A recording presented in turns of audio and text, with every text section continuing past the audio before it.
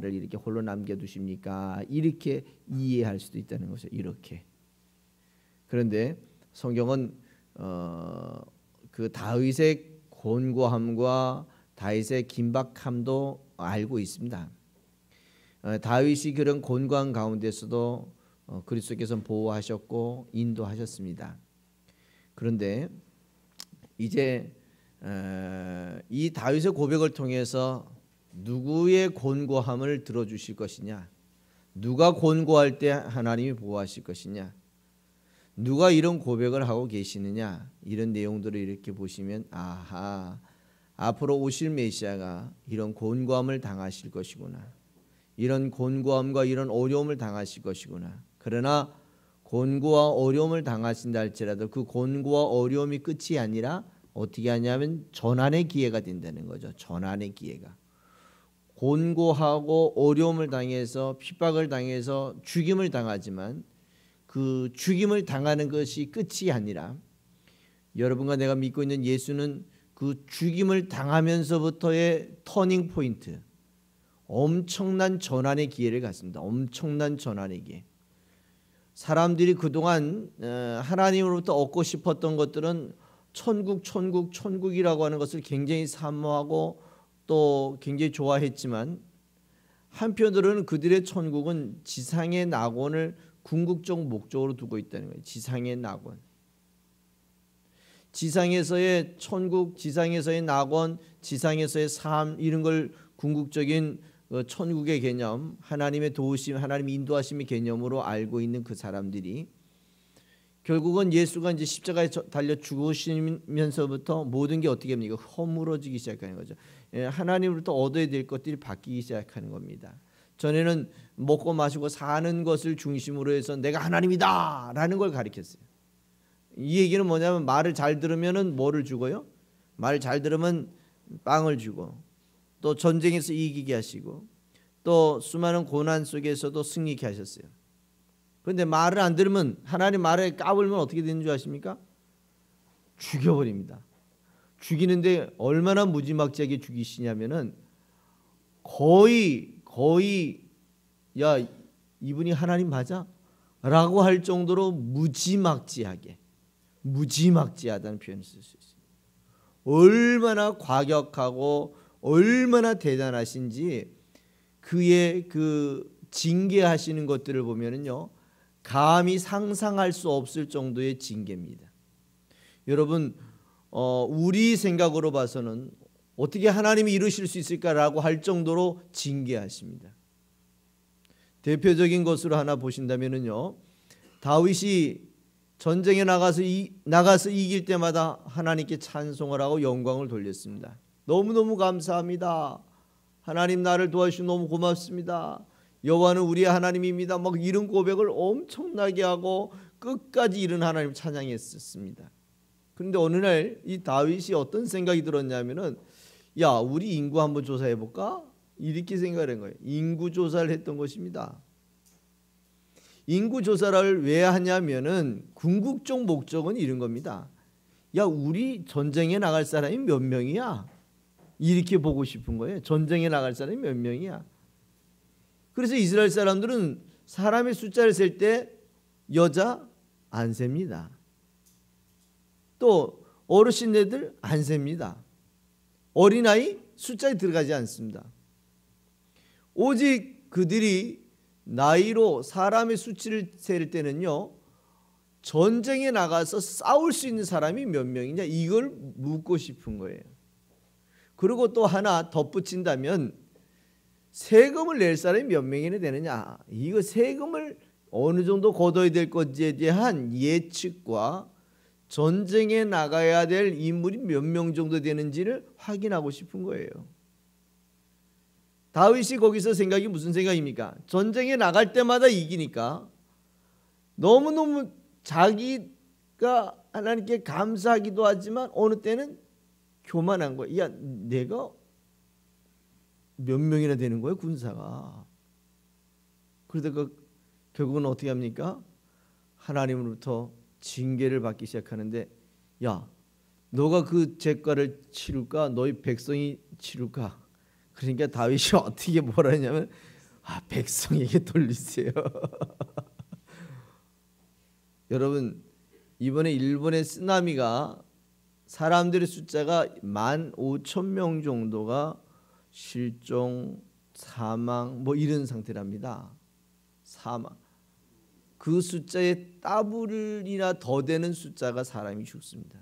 누구 때문에요? 지도자 한 사람이 선택을 차라리 나를 죽여주세요 이랬었더라면 그 죄값은 다윗이 지고 어떻게든 해결할 텐데 저 말고요 우리 백성들에게 돌려주세요. 그러다가 수없이 많은 사람들이 징계를 당합니다. 그 징계를 당하는 모습을 보면서 그 다음에 이 백성들의 경각심이 있잖아요. 감히 하나님의 말씀을 거역하거나 하나님이 아니라는 것, 하나님의 은혜를 가지고 거부했다가는 이렇게도 죽을 수 있겠구나 라는 것들을 막 피부로 와닿는 거죠. 피부로 와닿는 거죠. 그렇게 해서 하나님이신 것을 너희는 내 백성이라는 것을 계속해서 가르쳐 주십니다. 그런 것처럼 구약에서는 특별히 이스라엘 백성들을 이끌어 가시는 하나님, 그 하나님은 이 당근과 채찍을 동시에 쓰십니다. 말을 잘 들으면 전쟁에 이기게 하시고 말을 안 들으면 전쟁에서 지게 하십니다. 손이 올라가면 전쟁에 이기게 하시고 손이 내려오면 전쟁에서 지기 시작합니다. 얼마나 철저하게 내가 너의 하나님이라는 걸 가르치고 있습니까? 그렇게 이끌어왔던 이 이스라엘 백성들입니다. 이스라엘 백성들. 그래서 여러분들 시편 22편을 보면은 다윗이 얼마나 고통스러울까?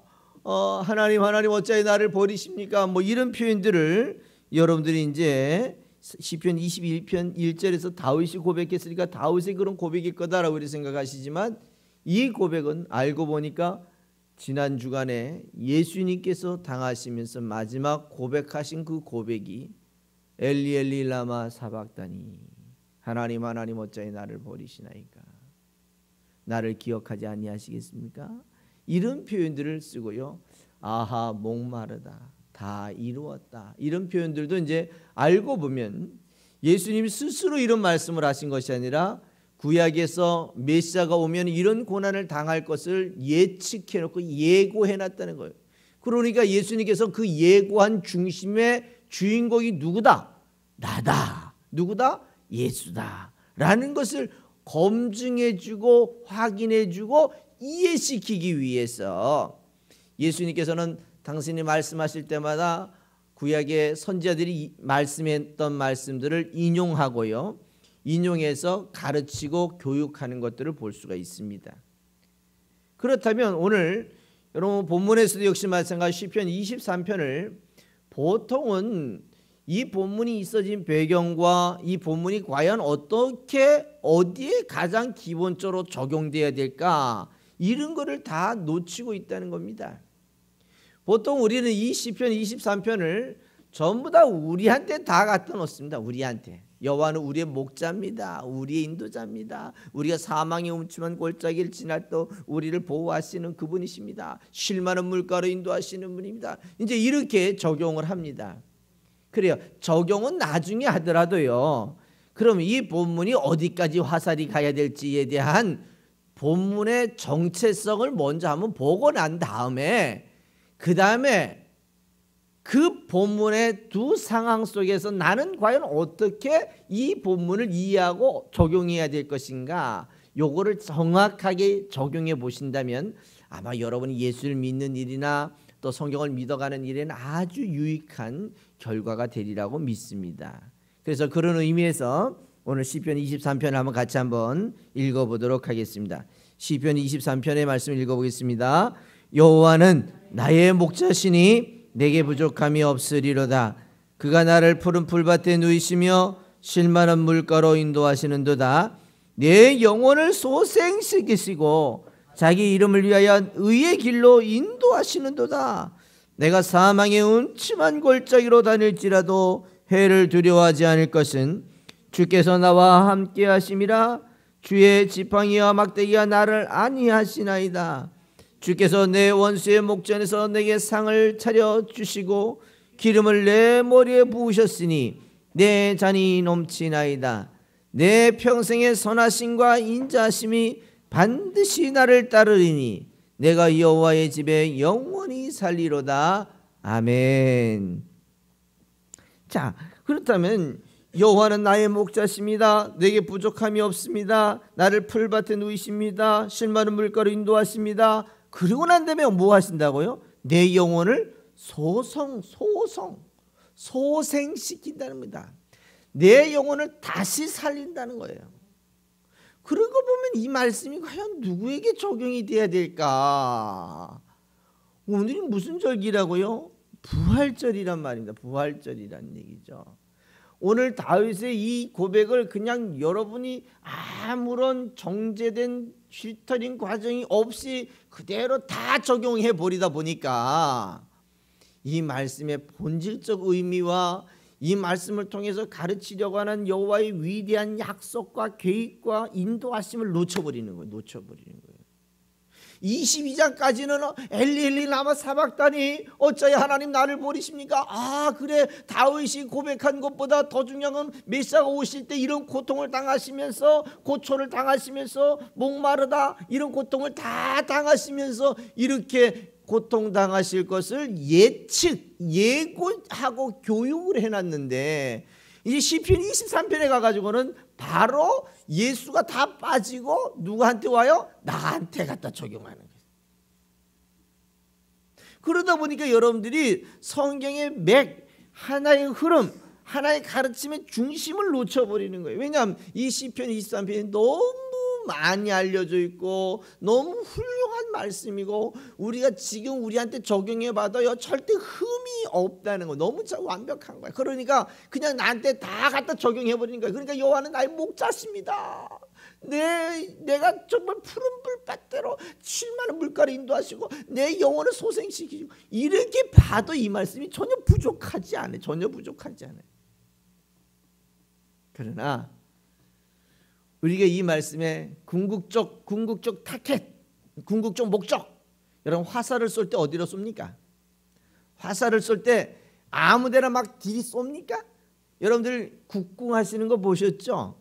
활을 쏠 때 그 활에 보니까 어떻게 합니까? 네모 번듯한 그런 판때기에다 놓고 둥그렇게 빨간 점을 뚝 그려놓더라고. 이야, 그 어르신네들 보니까 막 땡겨가지고요 그 화살이 날아가는 거야. 그리고 만약에 앞에 떨어지면은요 이 깃발하는 사람이 안 맞았다는 거야. 만약에 빨간 편에 딱 맞으면은요 이 깃발하는 사람이 기분 좋게 이 깃발을 큼직하게 돌립니다. 그러면 이 어르신네들은 그걸 보고 너무너무 행복해하는 거야. 내가 이 먼 거리에서 저기 화살을 꽉, 관역이 있다는 거야. 목표점이 있다는 거예요. 만약에 그 관역을 넘어가면 그 깃발을 옆에 보조하는 사람이 넘어갔다고 이렇게 이야기, 넘어갔다. 왜? 그 분명히 화살을 쏘아야 될 목표점이 있다는 겁니다. 성경도 역시 마찬가지로 항상 그 성경을 쓸 때는 그 목표점이 정확하다는 거예요. 그 목표점을 정확하게 이해하고 난 다음에 내가 적용하면 아주 쉬운데, 목표점을 모르니까 아무나 갖다 쓰는 겁니다. 아무나 갖다 쓰는 거예요. 자기가 필요한 대로 갖다 쓰는 거예요. 하나님의 말씀을 자기가 원하는 대로 갖다 쓰는 거예요. 그리고 난 다음에 오합지졸로 다 섞어가지고 짬뽕을 만드는 거예요. 그러고 난 다음에 거기서 골라 먹으려니까 제대로 맛을 느끼겠어요? 차라리 짬뽕 맛은 나는데 진짜 그 오징어의 그 달콤한 맛, 오징어를 이렇게 살살 묻혔는데 그게 얼마나 아주 맛깔지게, 그렇죠? 거기다 청양고추를 싹 얹었는데 야 맛이 죽이잖아요. 그렇게 각각의 맛이 있는데 이 섞어버리기 시작하면 그게 어떻게 각각의 맛을 못 느끼잖아요. 마찬가지로 성경도 그 성경에 쓰여진 본질적 목적을 다 알고 난 다음에 그걸 갖다가 볶음밥을 해서 먹든 두루치기를 해서 먹든 비벼서 먹든 찢어서 먹든 회를 쳐서 먹든 구워서 먹든 말려서 먹든 그것은 다 응용하기 나름인 거야. 이게 뭐라고? 이게 오징어니까. 그렇잖아요. 오징어라고 하는 본질은 놓치지 말고 그걸 응용하는 것은 다양하게 응용할 수 있지만 본질을 놓치고 난 다음에 응용하려고 하다 보면은요 본질을 놓쳐버릴 수 있어요. 그러면 엉뚱한 방법이 될 수 있어요. 그게 오늘 여러분 주일 오전에 설교했었던 것처럼 이 여인들이 자기네들은 열심히 했지만 그러나 엉뚱한 열심을 했잖아. 왜 무덤가에 가? 왜 무덤가에 그 비싼 향료를 들고 가냐는 얘기예요. 무덤가에 가서 뭐 하려고? 거기 가서 혼났잖아, 그죠? 야, 너희들 왜 여기서 찾냐고 꾸지람도 들었잖아. 어떤 분들은 그 무덤가에 가 있는 여인들이 대단하다고 이렇게 얘기하지만 성경적인 입장에서 보면 엉뚱한 짓 한 거 아니에요. 엉뚱한 짓 한 거 아니야. 똑같은 성경을 보고도 어떻게 해석하는 차이가 그렇게 많이 차 있을까? 그것은 하나님의 말씀을 원칙적인 입장에서 이해하는 것과 적용하는 범위에 이해하는 수준의 차이가 있다는 거예요. 그래서 오늘 이 본문 시편 23편에 여호와는 나의 목자시니 이렇게 쭉 읽어가다 보니까 누가 생각이 나십니까? 여기서 누가 여기다 대입을 해봤으면 좋겠습니까? 다윗의 이야기입니다. 그러나 다윗의 이 시편의 이야기는 다윗의 이야기 이전에 더 중요한 것은 예언서라는 거예요. 예언서. 예언서라고 하는 것은 중심의 타켓이 메시아까지 와야 이게 예언서예요. 자기 앞날을 얘기하는 것은 이게 예언이 아니라 이거는 우리가 얘기하는 예언이고 성경에서 이야기하는 예언이라는 것은 앞으로 메시아가 어떻게 올 거다, 어떤 모습으로 올 거다, 어떻게 행동하실 것이다, 어떤 결과를 우리에게 보여주실 것이다 라고 하는 것, 예측의 관역의 말씀의 본질적 목적이 오실 메시아에게 주어져 있다는 사실을 여러분 기억하시기 바랍니다. 그래서 앞으로 오실 메시아가 어떻게 오실 거다는 얘기죠. 그분이 비록 육체로는 죽으시지만 여호와 하나님께서는 그를 어떻게 하신다고요? 소송시키시고, 이게 다시 한번 얘기하면 부활시키시는 거죠. 부활시키는 거죠. 그래서 오늘 이 본문은 다시 한번 표현해 보면 이렇게 표현할 수 있어요. 여호와는 예수의 목자시니 예수는 부족함이 없으리로다.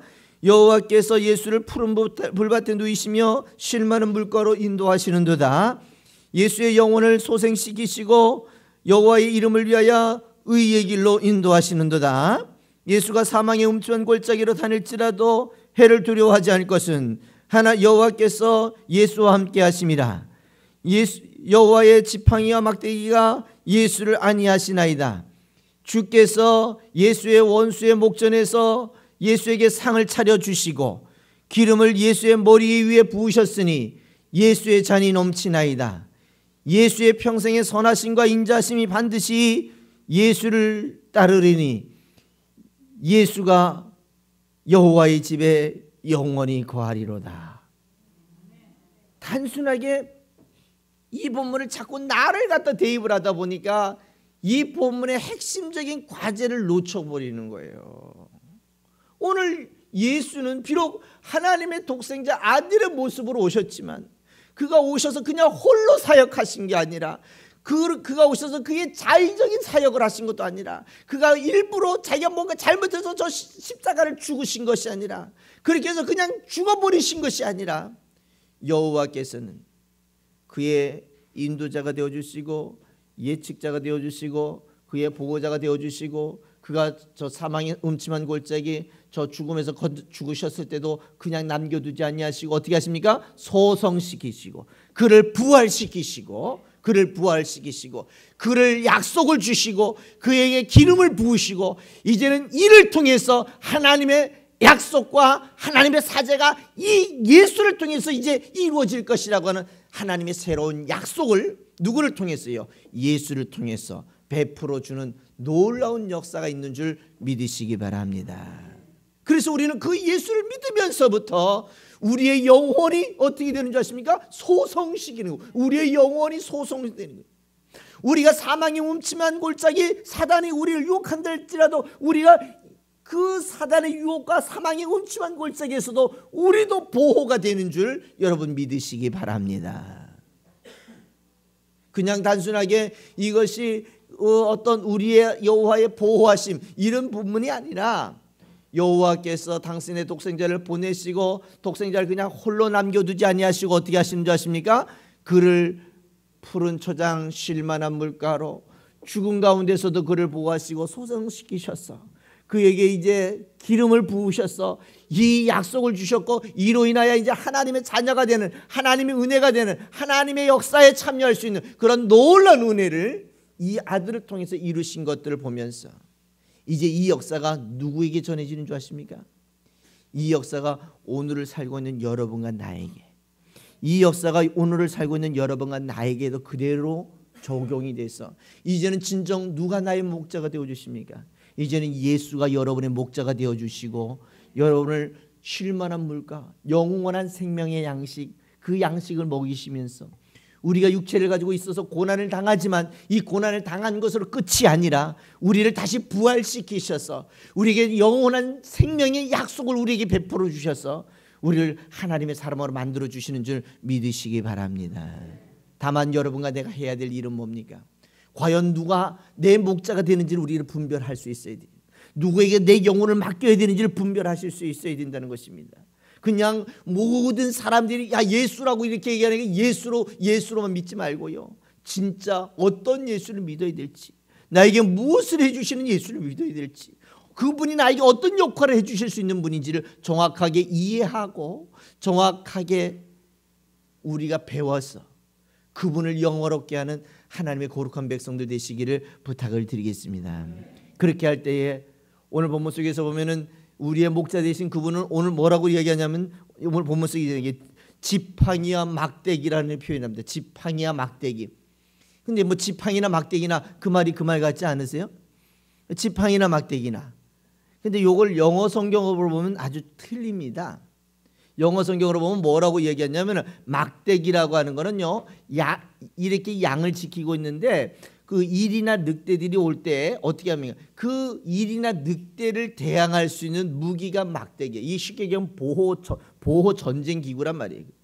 그러니까 결과적으로 이 여호와께서는 막대기를 가지고 늑대와 사단과 또 다른 영의 무리에서부터 우리를 보호하실 거는, 그거는 상대를 치기 위해서, 상대를 이기기 위한 방어적인 표현들이고요.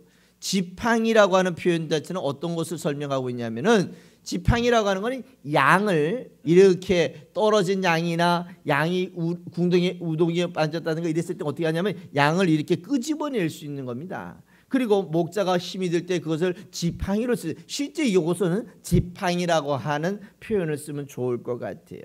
그런데 우리 성경에는 이렇게 지팡이와 막대기가 나를 아니하십니다 이렇게 얘기하지만 엄밀히 다시 설명해 본다면은 막대기로 나를 보호하시고, 막대기로 나를 어디서부터 보호해요? 또 다른 사단, 영적 무리, 우리를 유혹하는 무리, 우리를 넘어지게 하는 무리들 속에서 우리를 보호하시고, 지팡이로 나를 아니하신다는 얘기는 지팡이로 나의 갈 길을 툭툭툭툭 치면서요, 야 이 길은 이렇게 가는 거야, 저 길은 저렇게 가는 거야, 거 가지 마, 웅덩이에 빠졌습니다. 그럼 그것을 건져내기 위해서 어떻게 합니까? 지팡이로 길을 잡아주면 얘가 길로 이렇게 올라오기도 하고요, 찾아오기도 하고요. 걸어오다 너무 힘들면 목자가 양을 이렇게 안고 오는 모습들도 여러분 보잖아요. 그런 것처럼 여호와 우리가 믿는 예수 그리스도께서, 우리가 믿는 예수 그리스도께서 이제 부활하신 예수 그리스도께서 당신이 부활하신 것처럼 여러분과 나도 소성시키고 다시 한번 소생시키고 다시 한번 부활시키셔서 하나님의 그 약속의 기름을 부으시고 이제는 너는 내 것이다 약속의 징표를 보여주시고 여러분을 하나님의 거룩한 자리까지 이끌어 가실 수 있는 줄 믿으시기 바랍니다. 그렇다면 우리는 그 예수를 어떻게 믿어야 될 거냐는 얘기죠. 우리는 그 예수를 예수답게 믿고, 예수가 진짜 주고 싶은 것들을 받기를 원하고, 예수가 안 주는 것은 아니라고 이야기할 수 있는 그런 것에 실망하거나 그런 것에 좌절하지 말고, 예수가 계시는 그 자체, 예수가 존재하시는 그 자체, 예수가 부활하신 그 자체만 가지고도 그분이 하나님이시고 그분이 독생자 예수셨고 그분이 성령이시라는 그 하나 이유만 가지고도 그 예수를 믿어가고 그 예수와 함께 산다면 우리는 분명히 승리자가 될 수 있는 줄 믿으시기 바랍니다. 결코 마지막 표대를 향하여 가는 마지막 깃발을 꽂을 수 있는 승리자들이 되시기 위해서는 우리가 좌로나 우로나 치우치지 말고 이것저것 눈 돌리지 말고 이것저것에 자꾸 관심 두지 말고 오직 말씀 위에다가 신앙의 집을 잘 짓고 마지막 때까지 승리하시기를 주님의 이름으로 부탁드리겠습니다. 주 안에 승리하시기 바랍니다. 언제까지 승리하시렵니까? 여러분, 우리의 몸을 벗는 그날까지 승리하셔야 합니다. 내가 이 정도만 하겠다? 아닙니다. 이제 끝까지 주님이 나를 부르시는 그날까지 중단하지 말고 그 주님을 더 영화롭게 하는 거룩한 하나님의 사람들 되시기를 주님의 이름으로 부탁드리겠습니다. 기도합시다. 우리가 기도하면서 한번 하나님, 정말 우리가 하나님이 이렇게 나를 살리셨고 나를 소생시키시기 위해서 나에게 이런 기회를 주셨고 나를 소생시키시기 위해서 나에게 이러한 은혜를 주셨고 나를 소생시키시기 위해서 당신이 먼저 소성케 해보는, 당신이 먼저 부활해보는, 그래서 나를 믿는 자는 영원히 죽지 않는다고 그 말씀하시는 그 예수님을 잊어버리지 마시기 바랍니다. 위에서 기도합시다. 정말 나를 위해서 이렇게 소성케 되어주셨고 다시 부활의 선물을 우리에게 허락하신 것 감사합니다. 너무 고맙습니다. 너무 감사합니다. 이제 주님, 그것을 우리가 놓치지 말겠습니다. 놓치지 않겠습니다. 주님이 나를 부르시는 그날까지 우리가 놓치지 않겠습니다. 우리가 또 주님이 원하시는 것들 원하는 대로